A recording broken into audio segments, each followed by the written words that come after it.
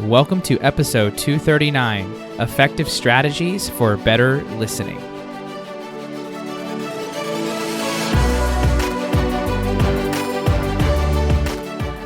Welcome to the Be That 1% podcast. I'm your host, James Silvis, mindset specialist and performance coach. And here on the show, I'm going to challenge you to think deeper, commit to greatness, and develop a stronger mindset.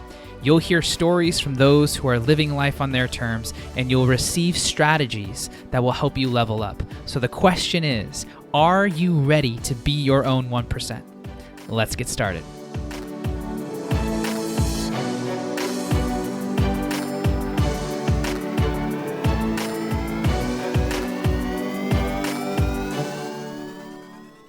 All right, everybody, welcome back to the Be That 1% podcast. Today, we're going to talk about a subject that has been on my mind probably for the last 2 years, but more so in the last couple weeks, being that I've been in some pretty powerful sessions, both leading a mastermind and some sports psychology type trainings with my sports teams at the collegiate and high school levels.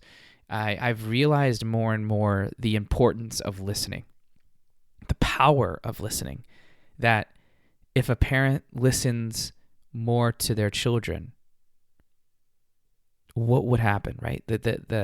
How much more would they learn? How much more of life would they soak up? How much better their communication would be, right? If a boss listened more to their employees, if a president listened more to their people, if a country listened more to other countries and vice versa, right? Like, I think we would find more insight and we would have deeper connection, which I think is a problem and a struggle that a lot of people are facing. And my intention for this episode is to share some strategies or just some ways of thinking that I have cultivated over the years from learning from people who are really good at this, and then also just reflecting on how I've come to grow my skill level in listening, because it is a skill. It's not something you're born with. It's something that you cultivate, and you have to want to do it, right? But I think with listening, it's a mother to a lot of other skills like empathy, question asking, presence, you name it. So let's begin with a few strategies here. One of I think the first baseline kind of strategy that I think anybody needs to work on, and this is not just for listening, this is just for energy management, this is for just clarity, quality of life, emotional regulation, all that, which hand in hand goes with listening. But the first thing is practicing mindfulness, so that when you're in an interaction, you notice when your mind is drifting. You notice when emotions are rising. You notice when you're restricting or when you're becoming defensive. That level of self-awareness allows you to self-coach yourself in that moment to remain open, to remain flexible, to remain agile, so that you can connect, you can guide the conversation to a point that it needs to get to. By understanding what is tripping you up or taking you off center, you can then begin working on maintaining your center, even when pressure is there, even when the deadline is coming up, even when someone is triggering you, even if someone is putting pressure on you. You can manage your own energy, right? And so if you can practice some form of meditation, some form of self-reflection, which I would kind of categorize as mindfulness, your ability to be aware of what's happening right now in this moment without judgment, then you'll be able to sense your fears, your insecurities, your egoic tendencies that interfere with your ability to connect with yourself and also with somebody else. And those who are listening to this podcast tend to be more in leadership positions, business owners, sales individuals, growth-oriented people, and naturally, you're bringing value to the places that you go to. And in order to know how to deliver that value, one needs to listen. and one needs to know about themselves. So practicing, having a practice of mindfulness is key to regulating your energy. So that's the first thing. The second thing is viewing listening as a form of service, that it's a gift to give. Me sitting here listening to you is communicating that there's no other place I'd rather be than right here. I'm here for you. And when you can gift that to somebody, you make them feel seen, heard, understood, which is what every human being wants. That's why people go to the jobs that they go to, make the money that they want, buy the houses that they want. In a lot of ways is to feel that level of being seen, heard, understood. And if we can give that to somebody by holding our presence in that moment and gifting our attention to them, we make people feel really important. And when people feel important, they feel safer. When they feel safer, they're more of themselves. When they're more of themselves, they're more creative, more innovative, more receptive, more giving, and less defensive, less aggressive, less hostile. And we can have better conversations like that. So view listening as service, right? So that's the second one. Number 3 is this idea of whole body listening. Whole body listening. What does that mean? That means you're listening with more than your ears. You're listening with your eyes. You're listening with your gut. You're listening with your intuitive nature, the intuitive nudges that are coming through in an interaction. And most people don't know about the gut or the intuition, right? They just, well, how do I know if I trust it? Well, the only way to trust it is to recognize that there is a sensation going on in your gut that is alerting you to a certain piece of information. That might be, ask this question. That might be, I'm getting a bad vibe from this person. Or it might be like, it seems like they're not really interested. Now, these may be projections, true, but if you don't take the time to decipher what it is, and the only way to do that is to vocalize it, then you're losing out on a valuable tool that can be leveraged in any situation. I can't tell you how many times I've been in a conversation with somebody in a session, and both and not in session, where and I know my energy very well, so I'm able to pick up on other people's energy. Some may call me an empath, but I'm just super attentive and sensitive to what the environment is giving. But there are times where I feel other people's energy, and I'm able to read that pattern unconsciously to a point where maybe I get that intuitive hit, that nudge, that gut instinct of like, something's not right here. And so that will prompt a question that's like, there's some resistance here. And so I'll say, you know what, I'm sensing that there's some resistance with this area, or that, there's some tension here. Is that right? And almost every time, everyone's like, yeah. Wow, I can't believe you picked that up. Or, are you like reading my mind? And it's been built over the years, right? It's been intentional with this. I've been really present and being mindful of my body, and monitoring and observing their body and their tone and their words and all that. But I'm doing that with my whole body. What am I seeing? What am I hearing? What am I feeling? And I'm constantly sensing and being aware of all that, which takes capacity, which is why mindfulness is so important, to enhance that capacity, to hold that amount of information, to build connections in the moment, to be able to ask the right question, or sit in the right amount of silence, or to be able to use the voice in the right tone, at the right speed, at the right time. Those things come with practice, but you have to know what to practice, and you have to actually practice it, which means you got to get vulnerable. There's a lot of courage that you have to demonstrate to have these harder conversations, to actually see what's going on inside your body and someone else's. But it's a whole body listening, and when you can do that, you become super effective. And if you're in sales, very helpful.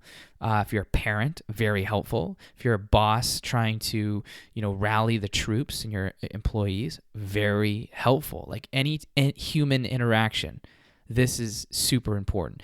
Dating, very important, right? Reading people. But part of reading is knowing when you're interfering with the reading, or when what you think is what you're reading is really your own energy. And you don't know that because you haven't spent enough time with yourself to know what your own energy signature is. And so that's where, again, practicing that mindfulness. So that's number 3. Number 4, I'll go over 5 of these. Number 4 is probably one of my favorites, and that is approaching the conversation of any kind with cooperation rather than competition. Do you want to be right? Or do you want to find the best solution? There is a key, big, massive difference there. If you are in a relationship with your wife, your spouse, your boyfriend, your girlfriend, and your job is to be right, I can tell you how that conversation's going to go. Not good, right?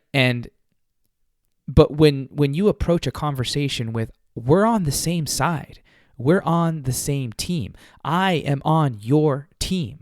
When that is set from the get-go, now you can have the tension and the challenge and the heaviness of a conversation and not want to leave, because you know that both parties are there for each other, and that the goal is to find a way to move forward.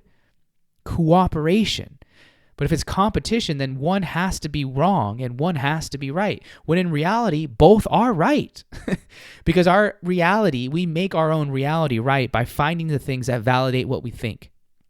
So we got to be very, very careful around how we approach our interactions, our conversations. And if we really want to make this world a better place, and we want other people to be engaged in what we're saying and have the highest likelihood of finding win-win scenarios, then we have to approach it in a cooperative, collaborative way. And that means checking your own agendas and being super in the moment to receive what's actually happening, right? So that would be number 4. And number 5 would be a mixture of, I'll combine like 2 into 1, okay? So the more you listen, the more you know what to say. Sounds somewhat simple, but you'd be surprised at how many people talk just to fill space. They talk to fill silence. They talk because they're nervous. And when you're talking, you're not receiving. You're not mindful of what's happening. You're outputting, right? And you need to also be able to input, but you need to input more than you output, because if you just output, it's harder to read what you're inputting. So you need to be able to, I do my best to say, talk less, ask more, right? Listen more. And the more I watch them, the more I hear what they say, the more I look for the values underneath what they're saying, the more I demonstrate presence, the more I receive, the better educated guesses I can make, the better decisions I make, the more I can formulate the right sentences, ask the right questions at the right time, be able to lean into certain places versus not leaning in based on what I'm reading. All of that comes from listening. And it's harder to do that when I'm talking, because I have to formulate what I want to say and how I want to say it. And so that can interfere with my ability to read. So once I feel like I've received enough information, that's when I'll talk. And that's when as I'm talking, I'll notice how it's landing. And then I'll pause. And then I'll see where they're at. So I'm not moving too fast. I'm not moving too slow.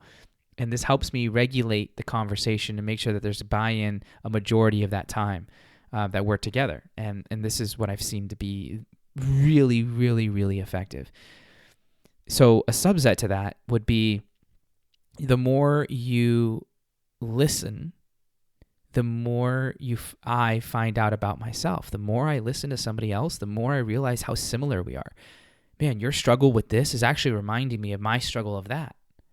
You talking about your mom is actually making me think about my mom. So I'm having that affinity with you because I'm actually listening. And my mom always taught me that you can learn something from someone. And so if in any interaction I'm approaching it from a perspective of I'm going to learn something from this, then I'm already bringing a level of attention to that conversation, which means I'm automatically going to gain more because I'm expecting to learn something, even if what I'm learning is something that I shouldn't be doing. That's equally as powerful as learning what to do. So no matter who you talk to, there's always a nugget that you can pull from it. That might mean, all right, well, if I ever encounter this situation again, I'll know what to do. And that might be never talk to or never bring up this topic in this type of situation. Or maybe it might mean, man, I didn't think by asking this question over here that it would actually open up this conversation. Man, maybe I could do that more often, right? And it just depends on the situation. And so by listening, you'll learn that distinction, and you'll be able to carry that knowledge into future conversations. But you can only do that when you're operating from a frame of I can learn something.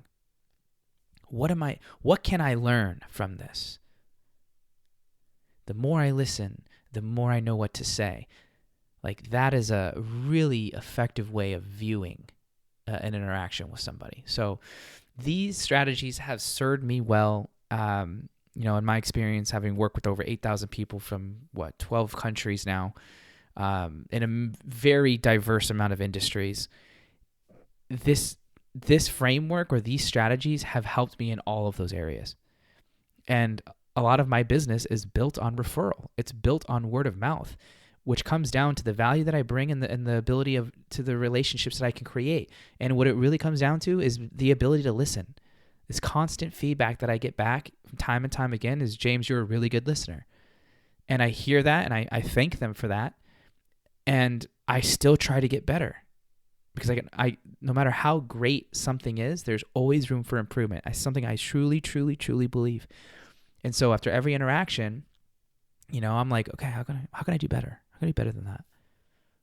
Even if it's just small, maybe I can ask more questions. Maybe I could have shared a story there that could have tied that in a little bit more. Or maybe I just should have not said anything right there. There's always ways to improve. And that's a philosophy that has served me well and continues to do so. So my hope is that by listening to these strategies, you can utilize one or all of them to help you strengthen your ability to listen. And I think in the world we are in today, listening is a superpower. And you could find yourself in some pretty incredible rooms by being a better listener. So much love, everybody. Thank you for being a part of this community. And if you got value from this episode, please share this. Help me expand the message and reach more people.